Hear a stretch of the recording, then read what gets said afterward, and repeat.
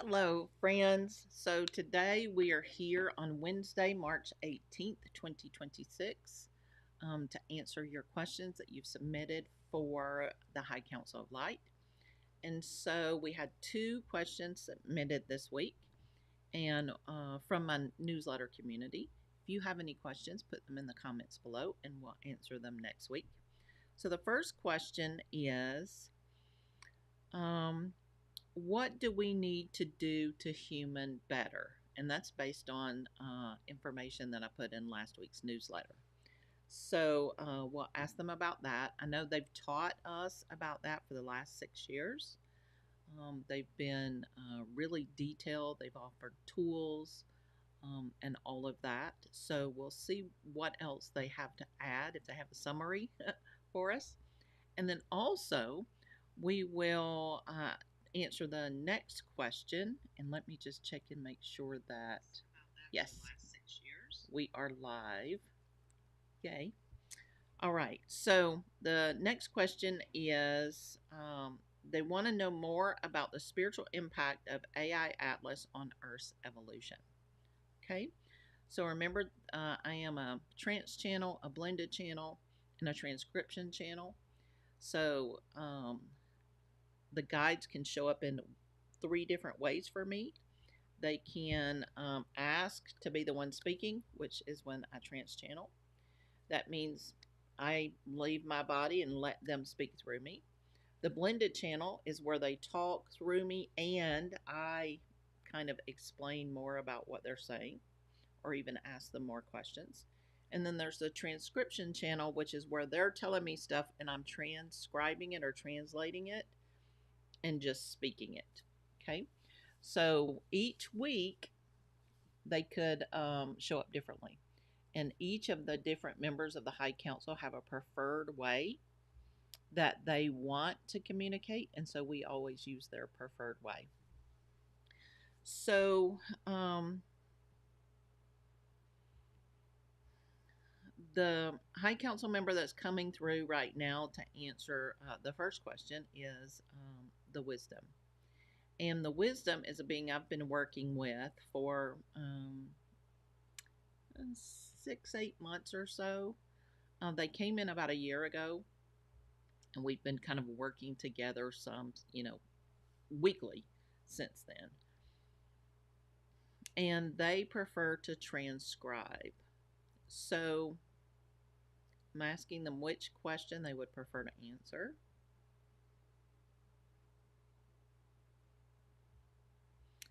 And they say it's up to me. So I am curious about the AI Atlas question. How is that helping with the spiritual evolution on the planet? And so what they're saying is that anytime there's something big, momentous, monumental in the skies, it gets the humans to look up out of their ordinary 3D lives and look up out into something outside of themselves. Often they consider bigger than themselves. And so when that happens, it allows the human nervous system, the energetic system, the bodily functions, all to kind of have an opportunity to get out of the state that they're in, settle themselves, and then be able to handle the next wave of whatever's coming. Now, we're going to say that differently. Anytime anything happens in the skies and people allow themselves to be distracted by it, they look up, they pay attention, they start wondering and thinking about and Googling and searching about. What it does is it separates them from their previous patterns of thoughts and emotions and behaviors. So once you do a pattern interrupt, you have interrupted your normal patterns. You may start a new pattern, right? That the whole research thing can become a whole new spiral and problem. But the pattern interrupt is the most important thing, because what it does is it allows your systems, your bodily systems, to relax what it was holding and regroup, and then be able to focus on something else. So that's the first answer for that. Now, that wasn't specific to 3i Atlas, but just in general.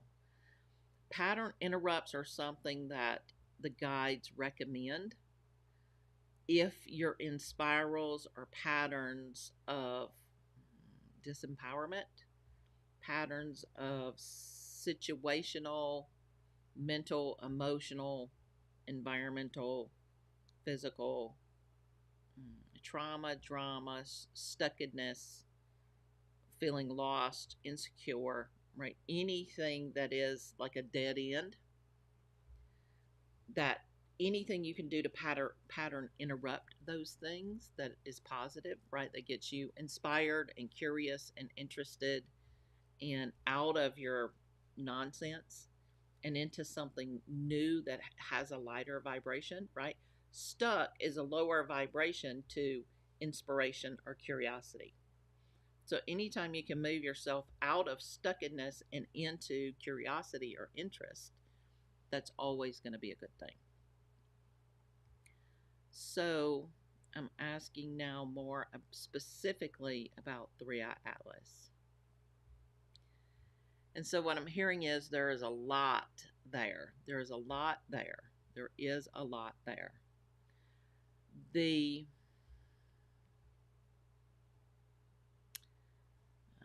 searching for a word to explain what they're saying. They're calling it a propulsion, propulsed item. Okay, that propulsed item was a manufactured item inside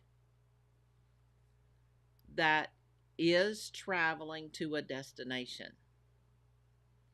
The traveling to the destination just happened to come by here and all the places that it's been through as it's been on its journey. So it didn't come to Earth specifically to awaken Earth. However, we're going to talk about in a minute what it is doing to Earth. Okay? Because anytime anything comes into our awareness, into our energy fields, into our experience, they offer us something. And then how we relate to it is the results that we get from that offering. So this was a propulsed item that was created, that was hidden within or made to look like a benign object, like a meteor. Which I'm saying is they actually use meteor, pieces of meteor, to kind of build the outside of it, if you will. It's not stuck to it, it's kind of magnetized to it, for lack of a better word.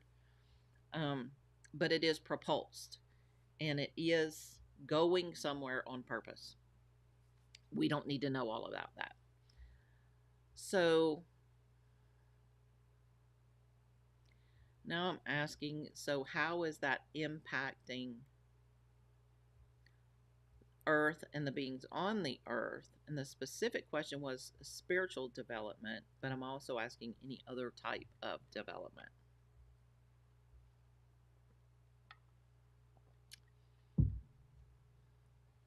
And so, number one, it made us look up. It made us recenter, recalibrate ourselves, let our bodies kind of catch up, offload. It also brought an energy from another star system. And they're using the word energy because it's a word that we would understand. they said it's not really that, but it's as close enough. It's close enough. It brought an energy with it that is offering us the opportunity to see the bigger pictures. Bigger pictures. And with an S. And it's the bigger pictures of our everyday life, of our communities, of our careers, of our worldly experience. So that knowing that these little squabbles that we have in our families and our communities and our politics, and these big squabbles that we have in our politics and our wars, and these fights are really ignorant. They're completely ignorant, is what they're saying. And they're ignorant because there's the perception that those things matter, that fighting over land matters, when it doesn't. There's nothing about fighting over land that matters. And a lot of the human beings on the planet have already started coming to that conclusion, right? That it matters more about the relationships and the cooperation and the compassion and the unity that you can have to one another. That matters more than the conflict and the division. And you're coming to this tipping point, and the High Council talked last week more about that tipping point, so we won't go into that. But the bigger pictures that people are starting to understand is, wow, if things like 3i Atlas were ships, right? They were propulsed items that were created in some form, then that means that there are beings that are more technologically advanced, more aware, more educated, we'll say. And they didn't stop and harm us little peons here. They didn't influence or do anything to us. They just kept traveling on about their business. And the first thing that we feel when we think about that is the nonsense that's happening on the planet really isn't important to off-planet beings. They're smarter than that. They get the bigger picture. They understand that all that is just pitiful little nonsense. That's childish. And I know I'm using words that feel kind of heavy or negative, but they're clarifying words, meaning that is nonsense. It's nonsense. It's made up nonsense. And hopefully, as the humans on the planet continue to evolve towards unity consciousness, more and more people are going to start understanding that nonsense. When you say something is nonsense and somebody can receive it as that's nonsense, there is no sense in it. That's not blame. You're not blaming someone. You're just saying there's no sense in it. And if somebody can say, oh gosh, you're right, there is no sense in this, it doesn't make any sense that we're doing this, then they can lay down their commitment to fighting and warring and division much easier than if you're still arguing and fighting with them, right? So that revelation to them that there is no sense in this is a less friction way of helping people lay down that nonsense so that they can say or see or begin to become aware of what is sense or sensible, which is working together, building community, unity, consciousness, cooperation, all of those things that you're heading towards.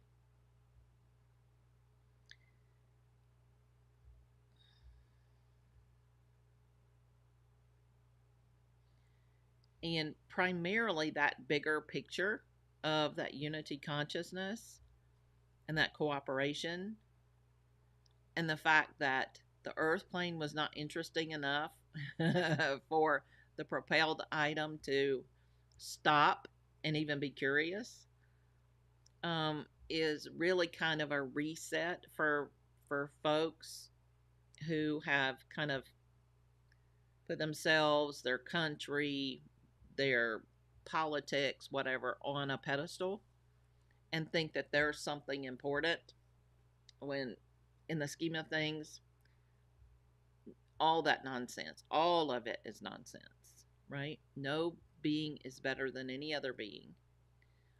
We're all holy and sacred. We just forget it. And we do things that are not holy and sacred to each other.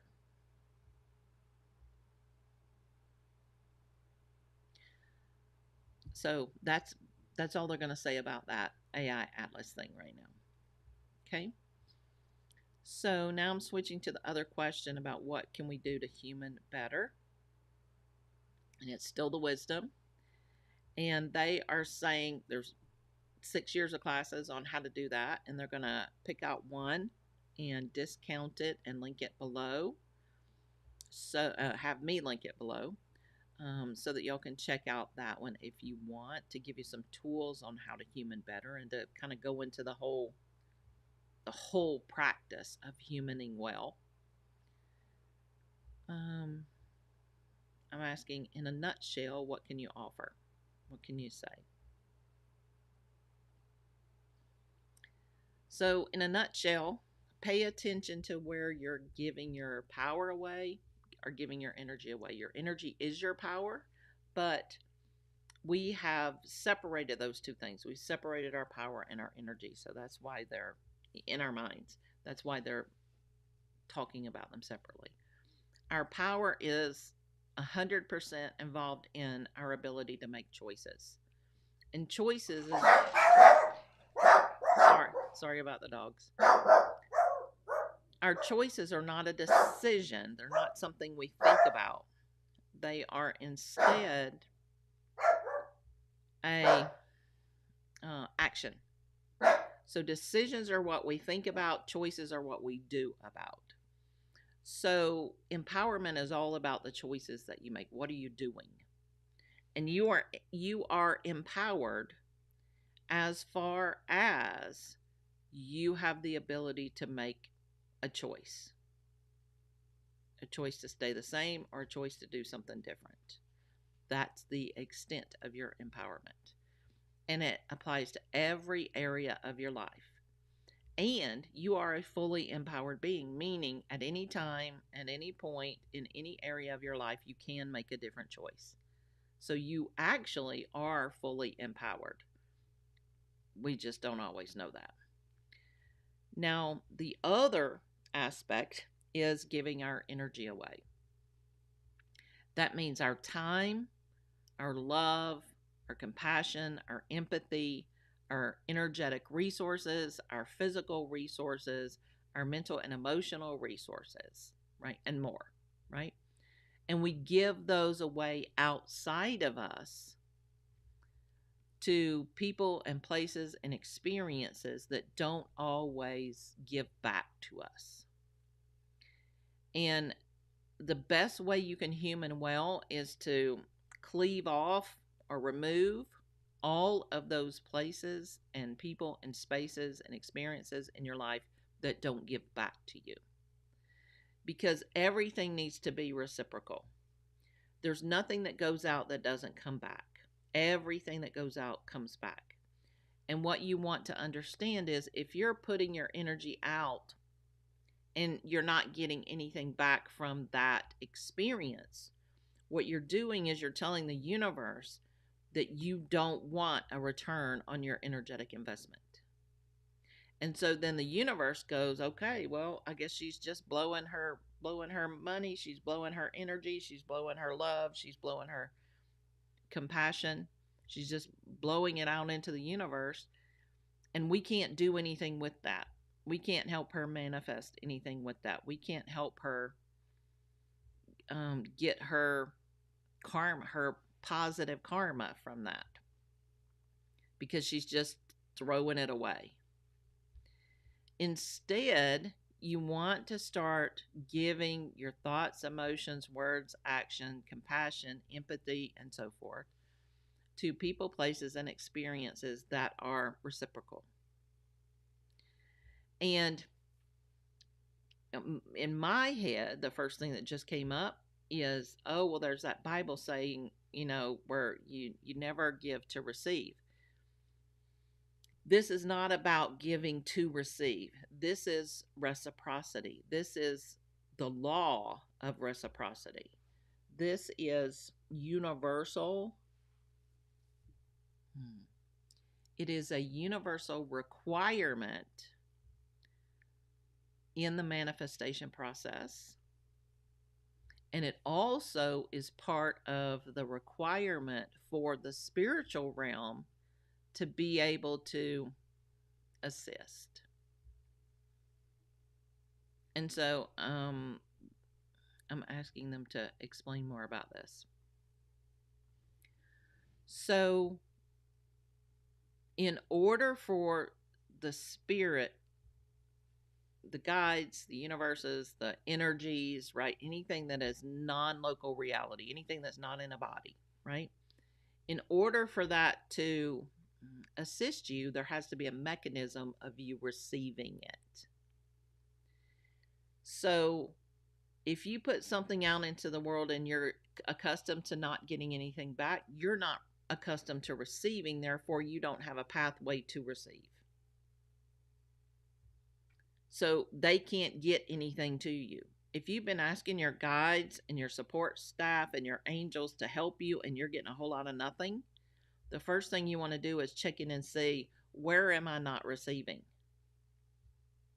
Where am I not? How can I open a door of reception so that my guides can get me what I'm asking for? Because they're never just going to drop something on you. You have to open those doors. They're supporting you. They're not managing you, right? You are managing you, right? And so open those doors to receiving. All right. I'm asking if there are more. They said there's more, but that's all they want to say about that right now. Go work on that and then bring your next questions. Okay. All right. That sounds good. So now I'm asking, is there anything else that the wisdom or anyone else on the High Council wants to share today? And so the emissaries have stepped forward, the emissaries of light, and they want to talk about all these wars that are happening in West Asia and North Africa, in that geographical place. And what they're saying is this is, they're following up on the conversation of a few videos ago where they went into detail about the tantrums that are happening. And they're clarifying that this is giving more countries of the earth the opportunity to make a real, open, confirmed choice about who those countries want to be moving forward. Meaning, are they going to continue to participate in forever wars? Are they going to continue to participate in division and politics and division? Or are they going to continue to seek the opportunity for cooperation and unity and building each other up? And you're seeing so many powerful countries telling the US and these West Asia countries, we're not messing with, we're not involved in this. Okay, that's on y'all. Because they understand the moment that they're in right now. And this moment is, who do they want to be as a country and how do they want to move forward? Because that's being asked of every human being on the planet. Who do you want to be and how do you want to move forward? And this question has been asked for a decade or more. Every minute of every day, every decision, every choice has been a conscious choice of, who do I want to be in this moment? You may not have been aware that that's what you were answering, but that's what you were answering. And now it's come out from, it's not just individuals being required to ask these questions, but collectives are being asked, countries are being asked, states are being asked, provinces are being asked, right? The bigger collectives are being asked, who do you want to be and how do you want to move forward? And what you're finding is there is an abundance of countries on the planet Earth who are choosing to follow cooperation and to move towards the good of all. And that's a good thing. It's a wonderful thing. And that's where this all is heading. You've just still got a group of stubborn, temper tantrum, negative beings who are still trying to take power over people because they don't have any power. They don't have any personal power. They don't have any external power. And so they're still trying to use their old ways to get power, and it's not working anymore. And that's a good thing.